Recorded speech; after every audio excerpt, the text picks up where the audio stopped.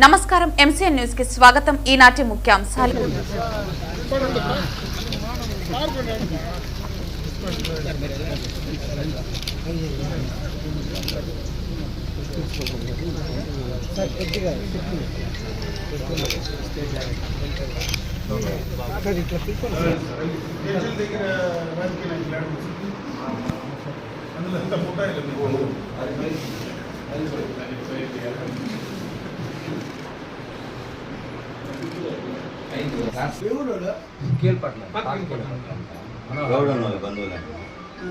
గౌడ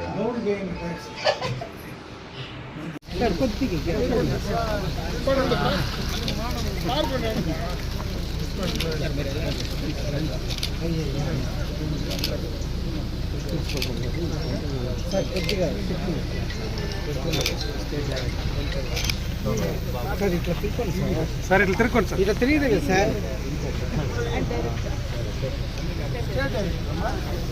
లావ్ అయినాడు అంటే లావ్ అయినాడు.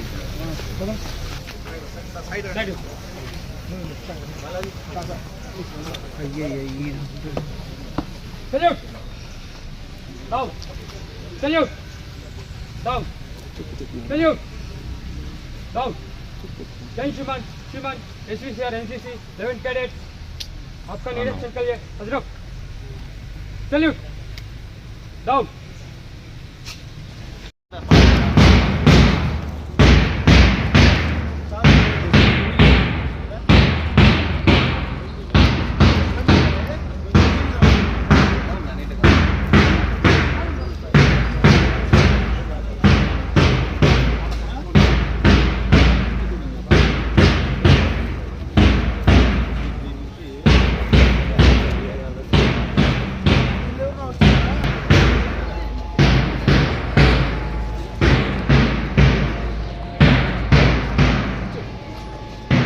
రెడ్డి గారిని వేదిక మీదకు సాధారణంగా ఆహ్వానిస్తున్నాం. కార్యక్రమానికి ముఖ్య అతిథిగా మన పలమనేరు ప్రీతమ ఎమ్మెల్యే గారు శ్రీ ఎన్ అమర్నాథ్ రెడ్డి గారిని వేదిక మీదకు సాధారణంగా ఆహ్వానిస్తున్నాం.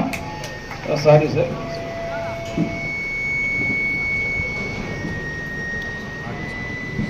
తర్వాత మరొక ముఖ్య అతిథిగా శ్రీమతి శ్రీదేవి మేడం గారు, ప్రాజెక్ట్ డైరెక్టర్ DRDA, ప్రస్తుతం FAC executive director SC corporation గారిని కూడా వేదికకు సాధారణంగా ఆహ్వానిస్తున్నాం. వాళ్ళకి ట్రైనింగ్స్ కావడం అనే రెండు విషయాలపైన వాళ్ళకి కొందరికి అవగాహన ఉండదనే కారణంతో ఈరోజు కార్పొరేషన్ తరఫున ప్రతి జిల్లాలో కూడా రెండు చోట్ల ఇలాంటి స్కిల్ అదేవిధంగా జాబ్ ఆపర్చునిటీస్ కల్పించే విధంగా మేళాలు నిర్వహించాలని మాకు ఆదేశాలు ఉన్న కారణంగా మన గౌరవ ఎమ్మెల్యే గారి ఆధ్వర్యంలో ఈరోజు పలమనేరు నియోజకవర్గ పరిధిలో నిర్వహించడం జరిగింది. మరి ఈ కార్యక్రమానికి ముఖ్య అతిథిగా విచ్చేసిన మన గౌరవ ఎమ్మెల్యే గారు శ్రీ అమర్నాథ్ రెడ్డి గారికి, అదేవిధంగా స్టేట్ SC కార్పొరేషన్ డైరెక్టర్ గారు బాబు గారికి, వేదికను అలంకరించిన నాతోటి అధికారులకి, ముఖ్య ప్రజాప్రతినిధులకి, ఇక్కడ హాజరైన అందరూ సంబంధించిన ఆపర్చునిటీస్ ఉన్నాయి, వాటిని ఉపయోగించుకోవాల్సిందిగా కోరుచున్నాము. ఇక కొంతమంది ఏంటంటే మేము బాగా చదువుకున్నాము, జాబ్ రాలేదని నిరుత్సాహంతో కొన్ని ఏమి రాలేదు, మా లైఫ్ జీరో అయిపోయిందని చాలామంది అలా కామ్గా ఉన్న వాళ్ళు చాలామంది ఉన్నారు. సో ఎక్కడా కూడా జాబ్ రాలేదని ఎవ్వరూ నిరుత్సాహపడనవసరం లేదు. ఈ రోజు కూడా మేము 12 కంపెనీలను కూడా పిలిపించడం జరిగింది. సో ఇక్కడ జాబ్ రాకపోతే ఇంకొక ఆపర్చునిటీస్ వెతుక్కుంటా పోవచ్చు. ఎందుకంటే మనిషి ఆశాజీవి కాబట్టి ఆశ అనేది పెట్టుకుంటేనే లైఫ్లో ముందుకెళ్తాం కాబట్టి ముందుకెళ్ళచ్చు.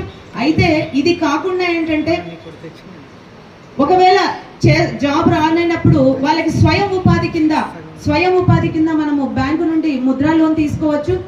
MSME కింద కూడా లోన్స్ దాదాపుగా 1100 రకాల వ్యాపారాలు చేసుకోవడానికి MSME కింద కూడా లోన్స్ ఉన్నాయి.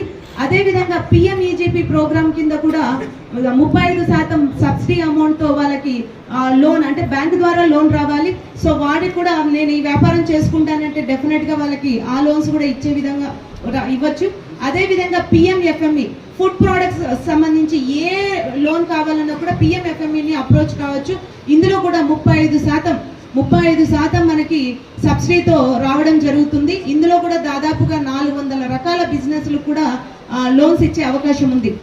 అది టోటల్ గా ఇల్లంతా కూడా ఫస్ట్ ఊడ్ చేసి కొంచెం తర్వాత మాప్ పెట్టేసి అది ఎక్కడి నుండి స్టార్ట్ అయిందో అక్కడికి వెళ్ళి మూలలో కూర్చుంటది అంటే ఆ ప్లేస్కి వెళ్ళిపోతుంది అనమాట.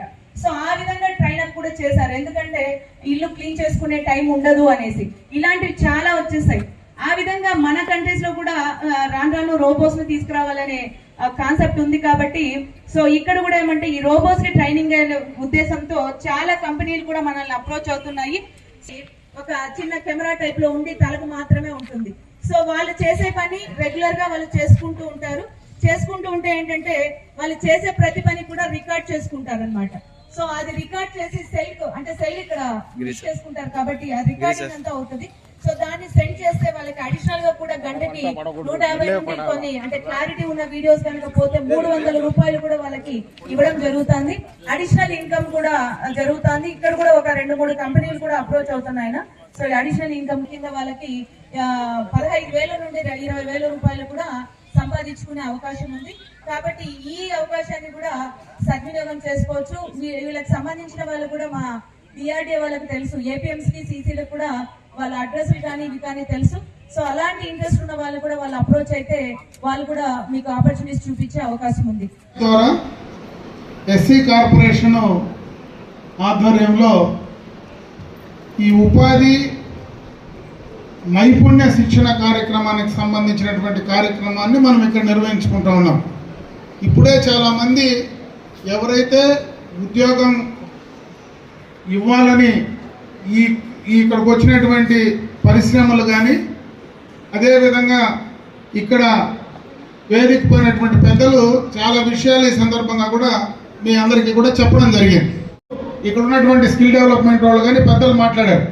ముఖ్యంగా ఈ ప్రాంతంలో స్కిల్ డెవలప్మెంట్కి సంబంధించి ఇన్స్టిట్యూషన్స్ అవసరం అనేది నేను మొట్టమొదటిగా ఈ యొక్క 2024లో శాసనసభ్యుడైతేనే ఫస్ట్ ఫోకస్ దానిపైనే పెట్టా. ఎందుకంటే ఈరోజు చెప్పే ప్రయత్నం వచ్చింది కాబట్టి నేను చెప్తా ఉన్నా. గతంలో నేను 2014-19 మధ్యలో ఆ రోజు నేను ఇండస్ట్రీస్ మినిస్టర్గా ఉండేటప్పుడు ఆ రోజే గవర్నమెంట్ ఆఫ్ ఇండియాకు లెటర్ రాసి ఈ ప్రాంతం కరెక్ట్ అయిన ప్లేసు, ఇక్కడ ఒక స్కిల్ డెవలప్మెంట్కి సంబంధించినటువంటి ఇన్స్టిట్యూషన్ కావాలంటే అది దాదాపు 3-4 సంవత్సరాలు డ్రాగన్ అయ్యి 2018లో మనం రాస్తే 2023, 22, 23, 24 మధ్యలో ఒక స్కిల్ డెవలప్మెంట్ది 250 కోట్ల రూపాయలతో ఆ రోజు శాంక్షన్ చేసి వచ్చింది. ఆ కార్యక్రమాన్ని ఆ రోజు జగన్మోహన్ రెడ్డి గారు ముఖ్యమంత్రిగా ఉంటే దాన్ని కొప్పర్తికి తీసుకెళ్లారు. ఆ కొప్పర్తిలో ఆ రోజుకి ఇండస్ట్రీస్ ఏం లేవు. ఆ ప్రాంతంలో దానికి ఆ స్కిల్ డెవలప్మెంట్ అంత పెద్ద ఇన్స్టిట్యూషన్ అక్కడ పెడితే చుట్టుపక్కల ఫీడింగ్ లేదు. దానివల్ల అది కరెక్ట్ అయిన ప్లేస్ కాదని చెప్పి నేను ముఖ్యమంత్రి గారి దృష్టికి శాసనసభ్యుడిగా నా ప్రమాణ స్వీకారమైన వెంటనే ముఖ్యమంత్రి గారి నోటీసులో పెట్టా. ఈ విధంగా గతంలో చేశాం. ఈరోజు దాదాపు 250 కోట్లతో మరి ఆ యొక్క కార్యక్రమం వచ్చింది. పలమనేరులో నా దగ్గర ల్యాండ్ కూడా ఇవ్వడానికి అవకాశం ఉంది. వాళ్ళు 25 ఎకరాలు కావాలంటున్నారు. 25 ఎకరాలు కూడా రెడీగా ల్యాండ్ నేను ఇవ్వగలను. అది కొప్పర్తి నుంచి ఇక్కడికి ట్రాన్స్ఫర్ చేయమని చెప్పి ఆ రోజు ముఖ్యమంత్రిని కూడా కోరడం జరిగింది. అయితే ఈ 2 సంవత్సరాల్లో అది పూర్తిగా కూడా కోల్డ్ స్టోరేజ్లోనే ఉంది. ఇప్పుడు దాకా కూడా ఎక్కడ దాన్ని చేసే ప్రయత్నం చేయలేదు. కాబట్టి మళ్ళీ కూడా ఒకసారి ప్రభుత్వ పరంగా ఇక్కడ మీ ప్రతినిధిగా ఈ ప్రాంతంలో దాని అవసరాన్ని బట్టి నా ప్రయత్నం నేను చేసేటువంటి ప్రయత్నం ఖచ్చితంగా కూడా చేస్తా. అటువంటి కార్యక్రమాన్ని ఏదైతే గవర్నమెంట్ ఆఫ్ ఇండియా నుంచి ఆ స్కిల్ డెవలప్మెంట్కి సంబంధించినటువంటి ఇన్స్టిట్యూషన్ ఈ ప్రాంతానికి వస్తే పూర్తిగా స్కిల్స్ మనం డెవలప్ చేసుకోవడానికి అవకాశం ఉంటుంది. ఒకవేళ ప్రైవేట్ ఇండస్ట్రీస్ ఏమైనా వచ్చినా కూడా ప్రైవేట్ టెక్నికల్ కోర్సెస్ మరి ఐటీఐ కోర్సెస్ చేసేటువంటి ఎవరున్నా ముందుకు వస్తే ఖచ్చితంగా కూడా ప్రభుత్వ పరంగా వాళ్ళకు కావాల్సినటువంటి లైసెన్స్ని కూడా తీసివ్వడానికి ఈరోజు అధికారం కూటమి ప్రభుత్వం ఉంది. కాబట్టి ముఖ్యమంత్రి గారితో మాట్లాడి దాన్ని కూడా చేసే ప్రయత్నం చేస్తున్నా. ఎందుకంటే ఈరోజు ఈ ప్రాంతం అనేది స్కిల్ డెవలప్మెంట్కు ఖచ్చితంగా ఇక్కడ ఒక ఇన్స్టిట్యూషన్ ఉండాలనేది ప్రతి ఒక్కరి ఆలోచన. అది ఉంటేనే ఈ ప్రాంతంలో ఉండేటువంటి యువతకంతా కూడా స్కిల్స్ మనం పెంచుకోగలిగితే వాళ్ళే ఈరోజు ఎవరైతే ఇండస్ట్రీస్ నుంచి మన దగ్గరికి వచ్చినారో వాళ్ళే మన కాళ్ళ దగ్గరికి వచ్చి మనల్ని పిలుచుకొని పోయేటువంటి పరిస్థితి ఉంటుంది. స్కిల్స్ లేకపోతే మనం ఏం చేసేటువంటి పరిస్థితి ఉండదు. కాబట్టి దానిపైన ఫోకస్ పెట్టే ప్రయత్నం చేస్తున్నా. అయితే 2014-19లో చంద్రబాబు నాయుడు గారు ఈ యొక్క ఇన్వెస్ట్మెంట్స్కు అదేవిధంగా పరిశ్రమలకు ఎంత ప్రాధాన్యత ఇచ్చారో ఆ రోజు అందరికీ తెలుసు. ఆ రోజు చాలా కార్యక్రమాలు ఆ ఇన్వెస్ట్మెంట్స్ తెచ్చాం కాబట్టి కొంత మనము ముందుకు వెళ్ళగలిగాం. యువతకు కావాల్సినటువంటి ఉపాధి అవకాశాలు పెంచే ప్రయత్నం ఆ రోజు చేయగలిగాం.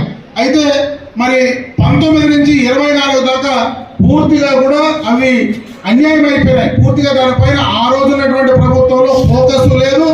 ఆ రోజు ఉన్నటువంటి ఇన్వెస్ట్మెంట్స్ ఏ ఉన్నాయో వాళ్ళను భయప్రాంతులు చేసి బెదిరించి బయటపోయే ప్రయత్నం చేశారు. ఈరోజే అమర్రాజా ఇండస్ట్రీస్ వాళ్ళు చెప్పారు వాళ్ళకి ఎన్ని ఇండస్ట్రీస్ ఉన్నాయో. అమర్రాజా ఇండస్ట్రీస్ వాళ్ళు ఏ ఇండస్ట్రీ పెట్టినా ఈ జిల్లాలో పెట్టాలనేది వాళ్ళ ఆలోచన. ఎందుకంటే నేను పుట్టిన జిల్లా కాబట్టి రామచంద్ర నాయుడు గారు నేను ఏ ఇన్వెస్ట్మెంట్ పెట్టినా ఈ యొక్క చిత్తూరు జిల్లాలోనే పెట్టాలని చెప్పి మొదటి నుంచి అన్ని ఇన్వెస్ట్మెంట్స్ ఇక్కడ పెట్టే ప్రయత్నం ఆ రోజు నుంచి చేస్తూ ఉన్నారు.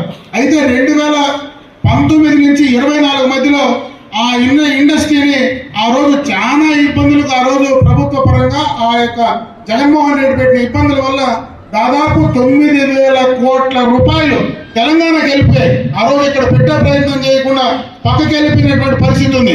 అది ఎక్కడో బయట చెప్పాల్సిన పనిలే, మన పక్కనే మన కండ్లకు కనపడేటువంటి కార్యక్రమం.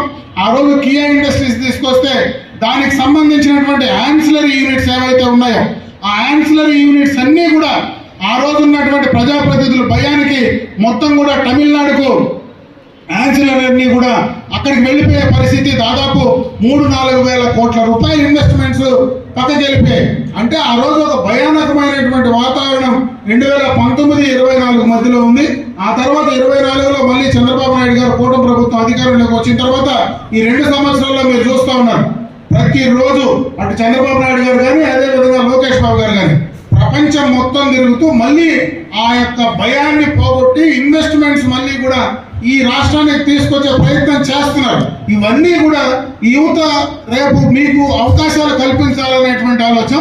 ఒక పక్క రాష్ట్రానికి ఆదాయం తెచ్చేది, దాని ద్వారా వచ్చేటువంటి రెవెన్యూ రాష్ట్రానికి వచ్చిన, ఇంకొక పక్క ఆ ఉపాధి అవకాశాలు అనేటివి ఆ యొక్క ఎంప్లాయ్మెంట్ అనేది మీకు ఇవ్వాలనేటువంటి ఉద్దేశంతో కూడా ఆ కార్యక్రమం చేస్తా ఉన్నాం. ఈ 2 సంవత్సరాల్లోనే దాదాపు 24 లక్షల మందికి ఉద్యోగ అవకాశాలు స్టేట్ అంతా కూడా మరి ఈ 5 ఏళ్లలో ఇవ్వాలని చంద్రబాబు నాయుడు గారు ఒక ప్లాన్ పెట్టుకుంటే దాదాపు 16 నుంచి 6 లక్షలు దాదాపు ఈ 2 సంవత్సరాల్లోనే మరి ఎంప్లాయ్మెంట్ జనరేట్ చేసినటువంటి అవకాశాలు ఈ రోజు మనకు ఉన్నాయి. ఈ 3-4 రోజులు అంటే ఈ రోజు ఇన్వెస్ట్మెంట్స్ వస్తేనే నెక్స్ట్ డేనే మనకు ఆ ఫలితాలు రావు. కాబట్టి వచ్చిన తర్వాత అవన్నీ కూడా ఇంప్లిమెంట్ అయ్యి మనకు రావాలంటే కనీసం 3 నుంచి 4 సంవత్సరాలు ఖచ్చితంగా పడుతుంది. స్టేబుల్ గవర్నమెంట్ ఉంటే ఏదైనా ఒక ప్రభుత్వానికి అవకాశం ఇస్తే కొన్ని రోజుల పాటు ఆ యొక్క ఉద్దేశంతో ప్రభుత్వం ముందుకు కొనసాగితే గతంలో చేసిన పనులన్నీ కూడా కంటిన్యూ చేయగలిగితే ఆ ఫలాలు మనం అందించేటువంటి కార్యక్రమం ఉంటుంది. కాబట్టి 14-19లో ఆయన చేసినటువంటి పనులు 19-24లో నాశనమైనాయి. కాబట్టి ఈరోజు రాష్ట్రానికి సంబంధించినటువంటి అన్ని ఆర్థికంగా విధ్వంసాలు జరిగాయి.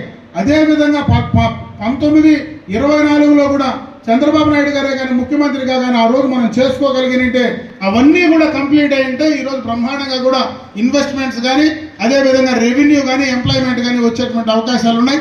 మళ్ళీ ఈరోజు 24 నుంచి ఆయన కష్టపడి మళ్ళీ ఇన్వెస్ట్మెంట్స్ ఒక నమ్మకాన్ని క్రియేట్ చేసి తెస్తా ఉన్నారు. ఈ ఫలితాలు కావాలంటే కొన్ని రోజుల పాటు చంద్రబాబు నాయుడు గారే ఈ రాష్ట్రానికి ముఖ్యమంత్రిగా ఉండాల్సినటువంటి అవసరం, ఆయన కోసం కాకపోయినా మరి యువకుల యొక్క భవిష్యత్ కోసం ఉండాల్సినటువంటి అవసరం ఉందని చెప్పి నేను ఈ సందర్భంగా మరొకసారి తెలియజేసుకుంటూ, ముఖ్యంగా ఈ ప్రాంతంలో స్కిల్ డెవలప్మెంట్కి సంబంధించి ప్రత్యేకమైనటువంటి శ్రద్ధ చూపించే ప్రయత్నం చేస్తున్నా.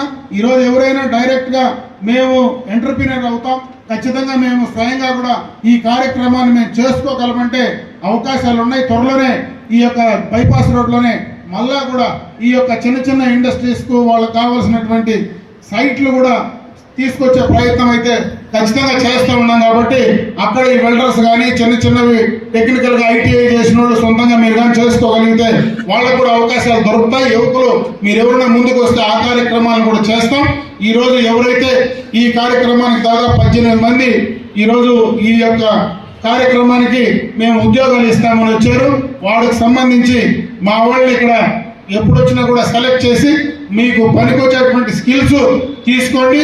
ఆ స్కిల్స్ ఏవి లేవో మళ్ళా కూడా ఒకసారి మా స్కిల్ డెవలప్మెంట్కి సంబంధించినటువంటి వాళ్ళు ఉన్నారు, వాళ్ళకి చెప్తే వాటికి సంబంధించి ఏ రకంగా స్కిల్ డెవలప్మెంట్ ఇక్కడ ప్రమోట్ చేయాలనేది సీడప్ ద్వారా కూడా మళ్ళీ ప్రమోట్ చేసేటువంటి కార్యక్రమాన్ని చేయడం జరుగుతుందని చెప్పి మరొకసారి మీ అందరికీ కూడా తెలియజేసుకుంటూ నాకు ఈ అవకాశం కల్పించిన మీ అందరికీ కూడా హృదయపూర్వక ధన్యవాదాలు తెలియజేసుకుంటూ సెలవు చేసుకుంటున్నా. జై హింద్.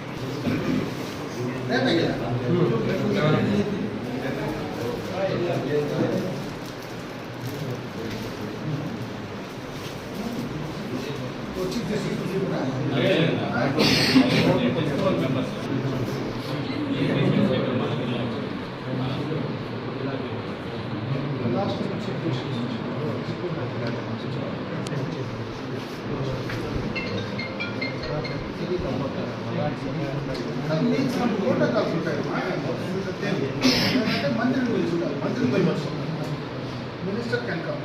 The law minister.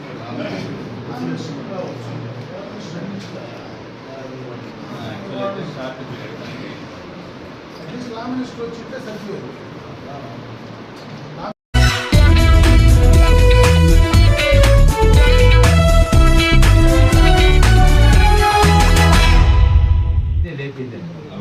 అది చిన్న దెబ్బ చిన్న దెబ్బ పెద్ద కట్టు ఇంకా ఉన్నా సన్నగా ఒకే బుద్ధి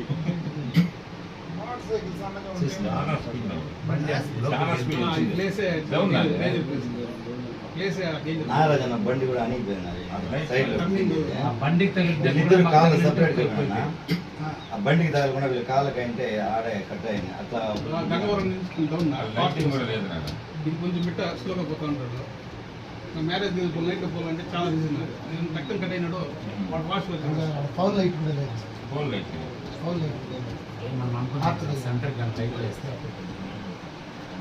ఆ పక్క వచ్చాడు కనపడడు మనకి వస్తానో లేదా